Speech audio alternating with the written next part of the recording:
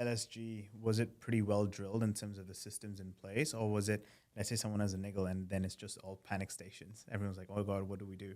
Yeah, we had a perfect example of Mayank Yadav last year. Mayank Yadav. Mayank Yadav, yeah, He's that kid who the really fast. Okay, 150 is the bowler. fastest bowler in India now. Yeah, If 150 is what, 90, 156 95? kilometers. Yeah, around 95 there. miles? Yeah, around there, 95 miles. So he got injured playing his second game in the tournament, or third game in the tournament. He got a side strain.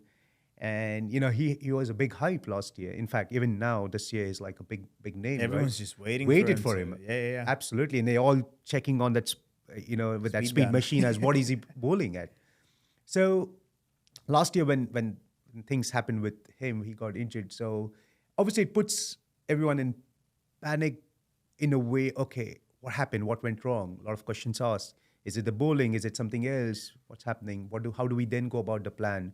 So the way strength and conditioning role works is we rely on the feedback from the doctors. If there's a scan done or if there's any medical intervention that went about.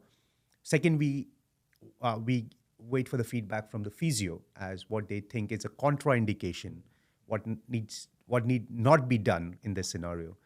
Based on that, our job becomes is to work with the player and make sure he retains his strength and he retains his conditioning. So in his scenario, I would say there was a bit of a contraindication that he may not be able to do certain movements. So we would restrict those, we would avoid those, and then work with what he can do. In terms of conditioning, obviously now with certain injuries, a player may not be able to run properly or he may not run at the same intensity. So can he run at a reduced intensity?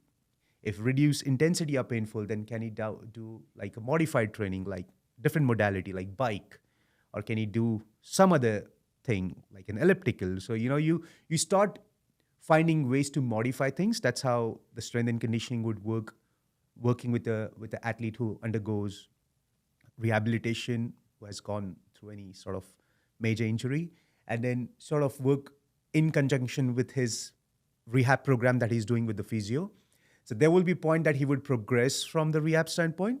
And then once he's ready, once he's pain-free, we're going to start making him move in different directions. So the movement comes first, and then we start loading. And then, there's like few different steps that he goes through before he starts playing again.